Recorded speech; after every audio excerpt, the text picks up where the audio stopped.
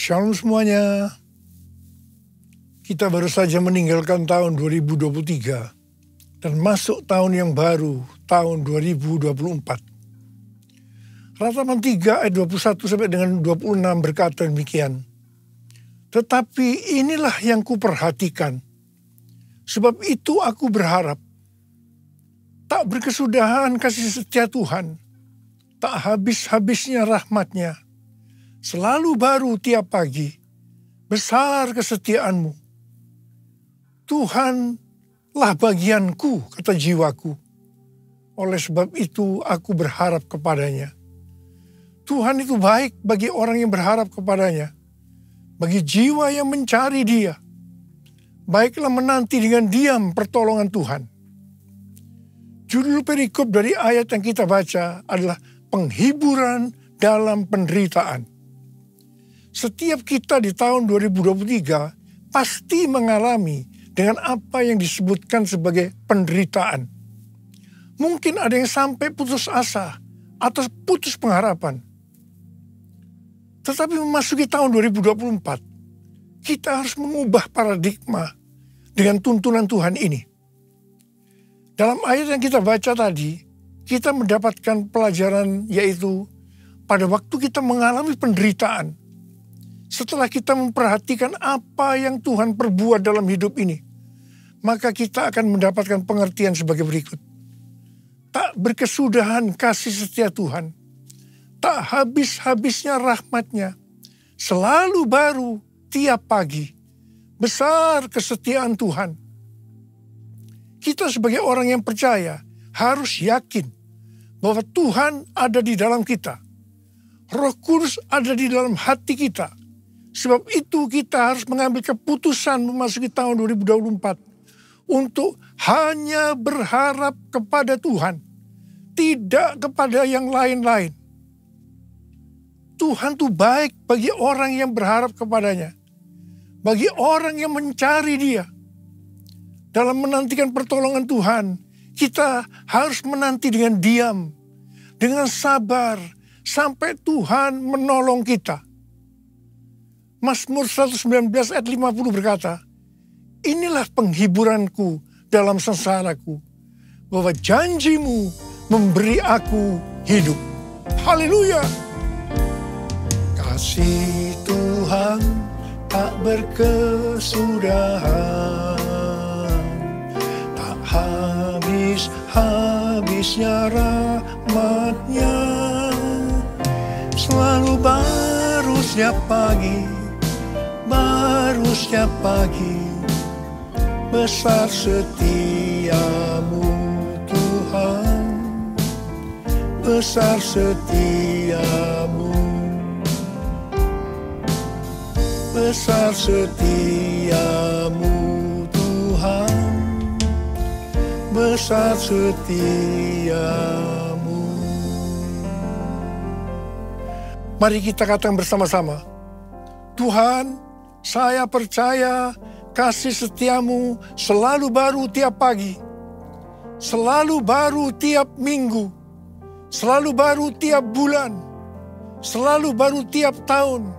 Karena itu saya percaya tahun 2024 akan lebih baik dibandingkan tahun 2023. Amin. Apa yang terjadi kalau kita berharap kepadanya? Yang pertama, sesuai dengan Yesaya 40 ayat 30 dan 31, maka orang yang berharap kepada Tuhan akan mendapatkan kekuatan baru yang akan melebihi kekuatan orang-orang muda. Mereka seumpama Raja Wali yang terbang dengan kekuatan sayapnya. Mereka berlari dan tidak menjadi lesu. Mereka berjalan dan tidak menjadi lelah. Haleluya! Orang yang berharap Tuhan dibaharui kuatnya, terbang naik dengan sayap Raja Wali. Berlari tiada penat, berjalan tiada lelah. Ajarku harap Kau Tuhan. Orang yang berharap Tuhan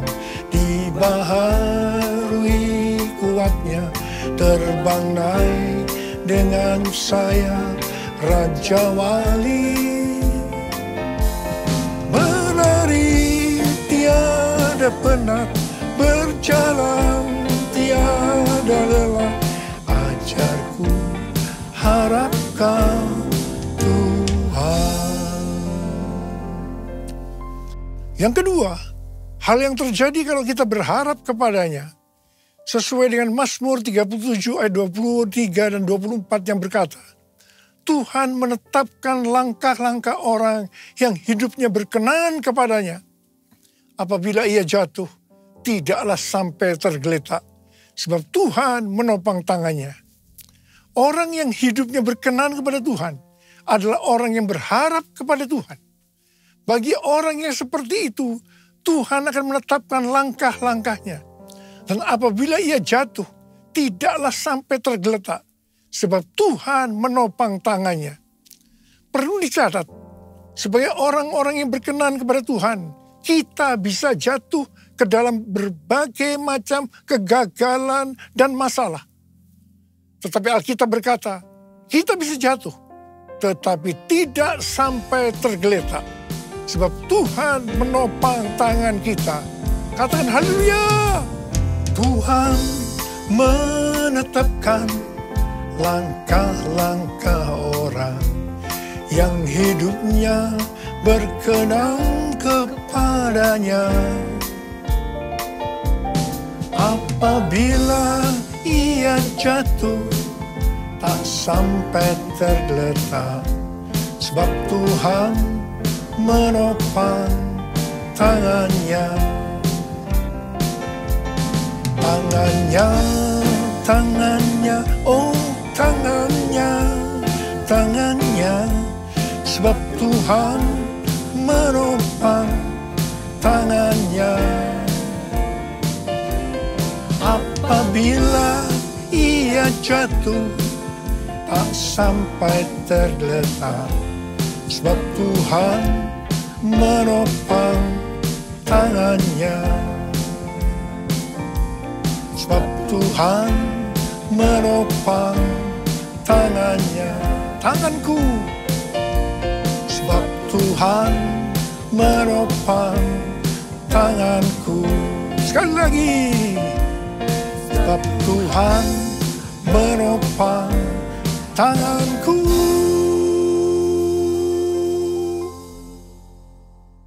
Yang ketiga, hal yang terjadi kalau kita berharap kepadanya adalah sesuai dengan Yeremia 17 ayat 7 dan 8 yang berkata, diberkatilah orang yang mengandalkan Tuhan, yang mempercayakan dirinya pada Tuhan. Ia akan seperti pohon yang ditanam di tepi air, yang merambatkan akar-akarnya ke tepi sungai dan tidak takut akan datangnya panas terik, yang daunnya tetap hijau, yang tidak khawatir dalam tahun kering, dan yang tidak berhenti menghasilkan buah. Haleluya. Yang keempat, hal yang terjadi kalau kita berharap kepadanya, sesuai dengan Mazmur 32 ayat 8 dan Mazmur 33 ayat 18, bahwa mata Tuhan tertuju kepada mereka yang takut akan Dia, kepada mereka yang berharap akan kasih setianya. Tuhan akan mengajar, menasehati, dan menunjukkan jalan yang harus kita tempuh. Tuntunan Tuhan ini akan kita mengerti hanya kalau mata kita tertuju kepada Dia. Dari tanggal 15 September sampai dengan 2 Oktober 2024, menurut kalender Ibrani, kita memasuki tahun 5784, yaitu tahun P Dalet. P Dalet artinya 84. P adalah angka 80, menggambarkan mulut. Dalet atau angka 4 digambarkan sebagai yang pertama pintu yang terbuka. Dan yang kedua, seorang dengan posisi membungkuk, menunduk yang melambangkan kerendahan hati. Memasuki tahun 2024, pintu dalam kehidupan yang selama ini tertutup sudah dibuka oleh Tuhan Yesus. Kalau Tuhan Yesus sudah membuka pintu itu, maka tidak ada seorang pun yang bisa menutupnya. Tetapi sebaliknya, kalau Tuhan Yesus yang menutup, maka tidak ada yang bisa membukanya. Memasuki pintu yang terbuka tadi, kita diingatkan beberapa hal. Yang pertama, itu tidak berarti kita berjalan di jalan tol, yang artinya jalan bebas hambatan. Yang kedua, kita harus banyak sembahyang. Dan yang ketiga, mulut harus dijaga. 1 Petrus 3 ayat 10 berkata, siapa yang mau mencintai hidup dan mau melihat hari-hari baik, ia harus menjaga lidahnya dari yang jahat dan bibirnya dari ucapan-ucapan yang menipu. Yakobus 3 ayat 2 berkata, sebab kita semua tersandung dalam banyak hal. Siapa tidak tersandung dalam perkataannya, ia adalah orang yang sempurna, yang dapat juga mengendalikan seluruh tubuhnya. Yakobus 3 ayat 9 dan 10 berkata, dengan lidah kita memuji Tuhan dan Bapa kita. Dengan lidah juga kita mengutuk manusia yang diciptakan menurut rupa Allah. Dari mulut yang sama keluar berkat dan kutuk. Hal ini, saudara-saudaraku, tidak boleh terjadi. Mari kita katakan bersama-sama. Mulutku penuh dengan pujian kepadamu, ya Yesus Tuhan. Sepanjang hari ku beri penghormatan kepadamu, ya Allahku. Kepadamu, ya Allahku. Kepadamu, ya Allahku.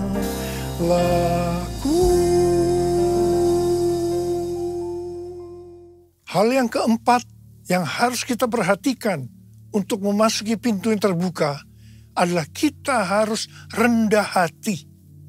Ingat, Allah menentang orang congkak, tetapi mengasihani orang yang rendah hati. Kita baru saja memasuki tahun 2024. Tuhan memberikan tema untuk tahun 2024. Bahwa tahun 2024 adalah tahun untuk bangkit. Jadi teranglah. The year to arise and shine. Ayat emasnya adalah Yesaya 60 ayat 1 dan Imamat pasal 6 ayat 12 dan 13. Yesaya 60 ayat 1 dan 2 berkata, bangkitlah, menjadi teranglah, sebab terangmu datang dan kemuliaan Tuhan terbit atasmu. Sebab sesungguhnya kegelapan menutupi bumi dan kekelaman menutupi bangsa-bangsa. Tetapi terang Tuhan terbit atasmu dan kemuliaannya menjadi nyata atasmu. Memasuki tahun 2024, pencurahan Roh Kudus Pentakosta ketiga akan semakin dahsyat. Di tengah-tengah keadaan dunia yang semakin gelap dan kekelaman menutupi bangsa-bangsa, kita harus bangkit dan menjadi terang. Sama seperti bangsa Israel telah menerima terang Tuhan dan memiliki tugas untuk menjadi terang. Demikian juga gereja yang mengalami perjumpaan dengan terang Tuhan, yaitu Yesus Kristus, memiliki tugas untuk menjadi terang dunia, agar semua orang, everyone, datang kepada terang Tuhan. Sebagai contoh, Saulus, penganiaya jemaat yang berjumpa dengan terang, berubah menjadi Paulus, pemenang jiwa. Apa artinya menjadi terang? Yang pertama, menjadi terang artinya mengikut Kristus yang adalah terang dunia. Yang kedua, menjadi terang artinya menjadi serupa dengan Kristus dan menghasilkan perbuatan baik. Yang ketiga, menjadi terang artinya hidup dalam kasih. Yang keempat, menjadi terang artinya hidup berjaga-jaga. Yang kelima, menjadi terang artinya hidup bijaksana dan berintegritas. Yang keenam, menjadi terang artinya hidup dipenuhi dengan pengetahuan tentang kemuliaan Allah. Yang ketujuh, menjadi terang artinya hidup benar dan adil. Sesuai dengan Yesaya 60 ayat 3-7. Pada saat kita menjadi terang karena api Pentakosta ketiga turun dengan dahsyat. Hal-hal inilah yang akan terjadi. Yang pertama, bangsa-bangsa akan datang berduyun-duyun kepada terangnya. Dan mereka akan percaya dan mengenal Tuhan Yesus. Haleluya. Yang kedua, kekayaan bangsa-bangsa akan datang. Dan ini akan digunakan untuk membiayai penyelesaian amanat agung. Untuk menjadi terang, kita harus menjadi seperti yang disebutkan dalam Imamat 6 ayat 13. Yaitu api di atas mezbah harus dijaga tetap menyala. Jangan sampai padam. Api harus dijaga tetap menyala siang dan malam. Bagian Tuhan memberi api. Bagian kita menjaga agar api itu tetap menyala. Kita harus menjadi terang siang dan malam. Ada 3 jenis api. Yang pertama, api doa pujian penyembahan. Api harus tetap menyala siang dan malam. Ini melambangkan penyembahan di Pondok Daud. Ini sebenarnya menggambarkan pola penyembahan di sorga. Kita yang nanti akan masuk sorga harus melatih diri mulai sekarang untuk melakukan penyembahan surgawi. Yang kedua, api Roh Kudus. Dalam 1 Tesalonika 5 ayat 19. Janganlah padamkan roh. Api Roh Kudus sangat kita butuhkan supaya roh kita terus menyala-nyala untuk melayani Tuhan dan melakukan kehendaknya. Janganlah kerajinanmu kendor. Biarlah rohmu menyala-nyala dan layanilah Tuhan. Haleluya. Yang ketiga, api kasih. Kasih antara mempelai laki-laki dan perempuan dalam Kidung Agung 8 ayat 6 dan 7 digambarkan seperti api. Bahkan seperti nyala api Tuhan. Api kasih kepada Tuhan harus dijaga agar selalu dalam kondisi mengalami api kasih mula-mula. Visi tahun 2024 merupakan kelanjutan dari visi tahun 2023. Tema tahun 2023, bangkit, jadilah pemenang. Ini lebih banyak bersifat ke dalam oleh karena kemenangan bersifat personal. Tema tahun 2024, bangkit, jadi teranglah. Ini lebih bersifat keluar. Karena menjadi terang itu kepada banyak orang di luar dari orang itu sendiri. Ini tidak mungkin terjadi sebelum kita mendapatkan kemenangan secara personal. Bangkitlah, terangmu sudah datang. Bangkitlah, terangmu sudah datang. Kemuliaan Tuhan telah terbit. Kemuliaan Tuhan telah datang. Kemuliaan Tuhan telah terbit atasmu.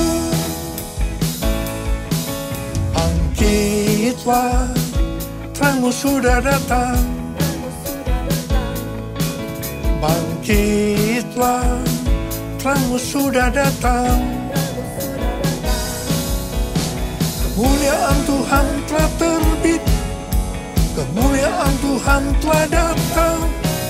Kemuliaan Tuhan telah terbit atasmu. Atasmu. Atasmu.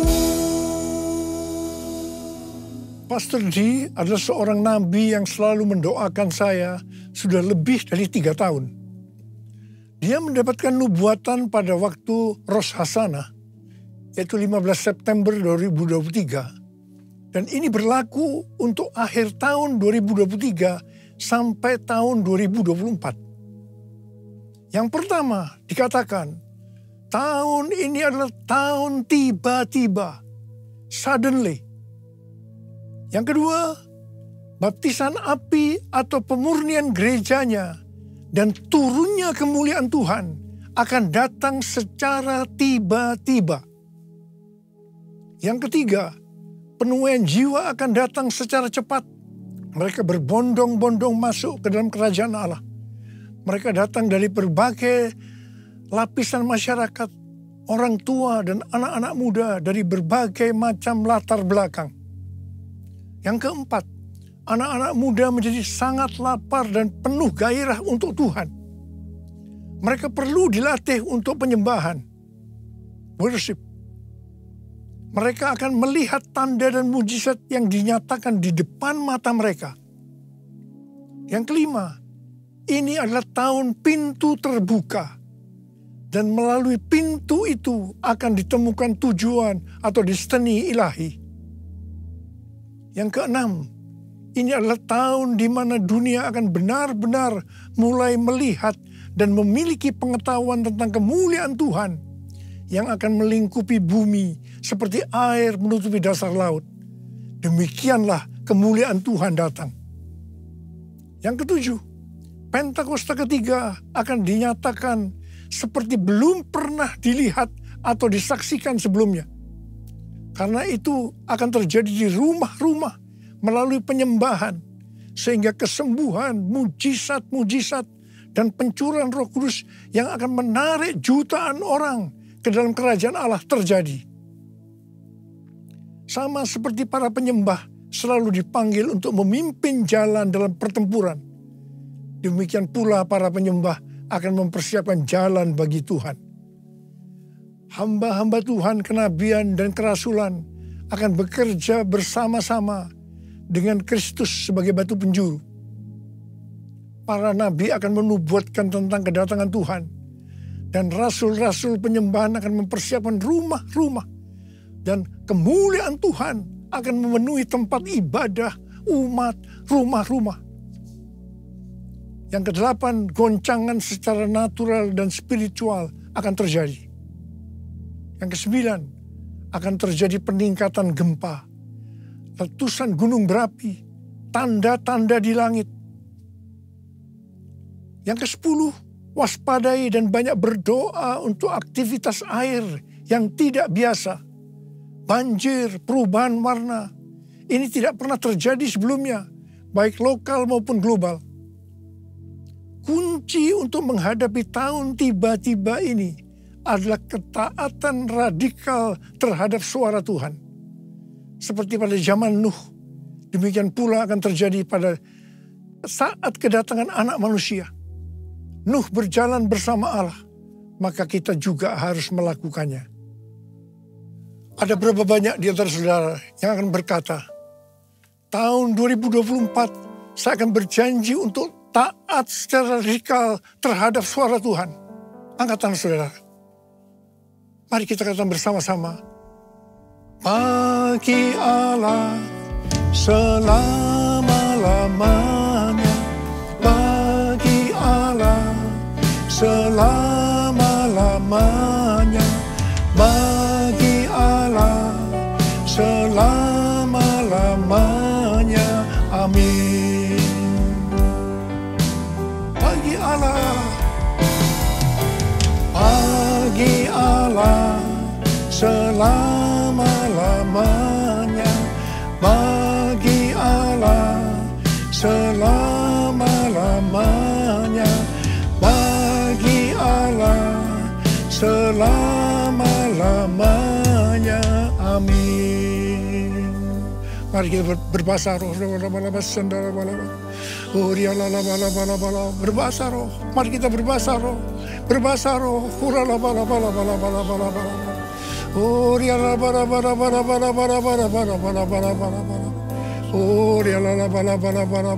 Tuhan, curahkan pengurapan-Mu buat kami semua Tuhan. Memasuki tahun yang baru, tahun 2024. Curahkan pengurapan-Mu buat kami semua. Terima pengurapan Tuhan. Terima pengurapan Tuhan. Terima kasih. Terima kasih. Dalam nama Yesus. Amin. Mari, saudara-saudara, kita akan masuk dalam perjamuan kudus. Kita akan mengingat ayat ini. Sebab setiap kali kamu makan roti ini dan minum cawan ini, kamu memberitakan kematian Tuhan sampai Ia datang. Perjamuan kudus adalah perjamuan Tuhan Yesus sendiri. Setiap kali kita masuk dalam perjamuan kudus, Tuhan selalu berbicara kepada kita, biarlah ini menjadi peringatan akan aku. Biarlah ini menjadi peringatan akan aku. Karena itu mari, arahkan hati kita, pikiran kita kepada kebaikan Tuhan. Mari kita tundukkan kepala. Bapa, siapakah kami sebelum kami mengenal Engkau? Kami semua orang berdosa. Upah dosa adalah maut, mati. Tapi Engkau yang tidak berdosa telah dijadikan dosa oleh karena kami, ya Tuhan. Engkau harus turun dari surga mulia. Mati ganti kami dengan penderitaan yang luar biasa. Sungguh kalau kami pikirkan betapa baiknya Engkau, ya Bapa. Ya Bapa, Engkau jadikan kami sebagai anak-anak-Mu. Engkau tuntun, Engkau bela, Engkau lindungi, Engkau berkati. Engkau tegur, Engkau hajar kalau kami salah, ya Tuhan. Itu Engkau, ya Abah. Itu Engkau. Tuhan akan memberkati kita semua melalui perjamuan kudus. Tapi Tuhan mau kita makan dan minum dengan cara yang benar. Karena itu masing-masing introspeksi. Lihat keadaan dirimu masing-masing. Memasuki tahun yang baru. Kalau ada sesuatu yang Tuhan ingatkan, dosa yang Tuhan ingatkan, kita harus selesaikan. Langsung minta ampun. Langsung minta ampun. Supaya diberkati. Supaya diberkati sepanjang tahun 2024. Minta ampun. Ampuni kami Tuhan. Ampuni, ampuni, ampuni kami. Ampuni kami ya Tuhan. Bapa, terima kasih. Terima kasih Abah. Layakkan kami untuk masuk dalam perjamuan kudus. Kami akan masuk dalam perjamuan kudus dengan hati yang penuh ucapan syukur. Dalam nama Yesus kami berdoa. Amin. Sekarang mari angkat roti di tangan kanan kita tinggi-tinggi. Sebab apa yang telah kuteruskan kepadamu telah aku terima dari Tuhan. Yaitu bahwa Tuhan Yesus pada malam waktu Ia diserahkan mengambil roti. Dan sesudah itu Ia mengucap syukur atasnya. Ia memecah-mecahkannya dan berkata, inilah tubuhku yang diserahkan bagi kamu. Perbuatlah ini menjadi peringatan akan aku. Saudara dikasih Tuhan, bukankah roti yang kita pecah-pecahkan ini adalah persekutuan kita dengan tubuh Kristus? Mari kita makan dalam nama Yesus.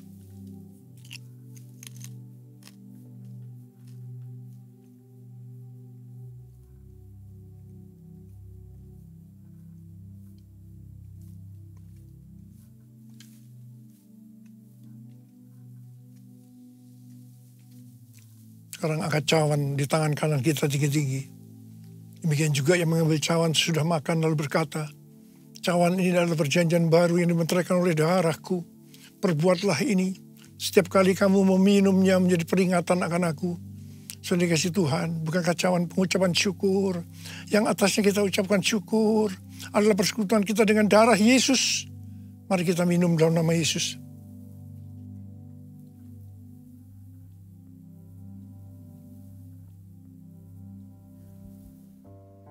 Mari, angkat tangan kita. Ucapkan syukur dan terima kasih kepada Tuhan dengan suara, dengan diam. Tuhan, terima kasih ya Tuhan. Terima kasih ya Tuhan. Terima kasih. Terima kasih ya Tuhan. Terima kasih ya Tuhan.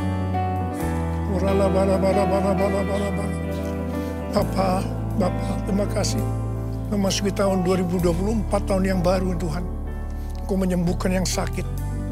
Engkau menyembuhkan yang sakit, membebaskan yang terikat, menghibur yang susah, menguatkan yang lemah, memberikan pengharapan-pengharapan yang baru bagi yang datang dengan putus pengharapan.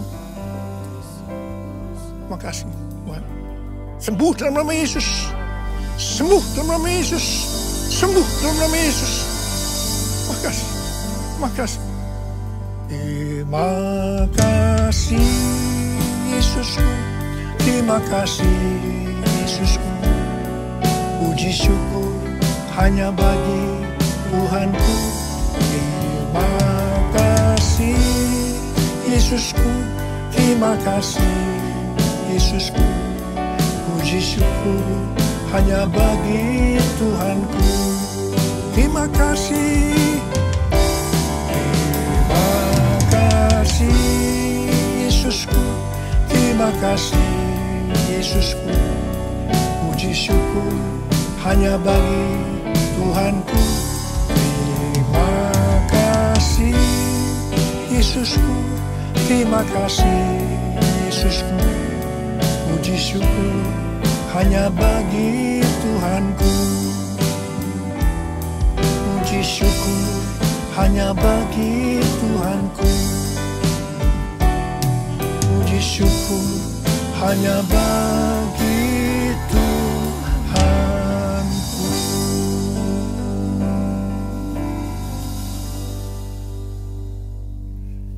Saudara-saudara yang dikasihi Tuhan, saya akan mengucapkan selamat tahun baru 2024. Tahun untuk bangkit jadi teranglah. The year to arise and shine. Tuhan Yesus memberkati saudara semua berlimpah, limpah, limpah. Amin. Mari angkat tangan kita semua. Terimalah berkat Tuhan. Kasih karunia yang berlimpah-limpah dari Allah Bapa dalam anak yang tunggal Yesus Kristus. Persekutuan yang manis dengan Roh Kudus menyertai kita semua mulai hari ini. Sampai Tuhan Yesus datang menjemput kita di awan-awan dan bahkan sampai selama-lamanya. Yang percaya bersama-sama katakan, amin.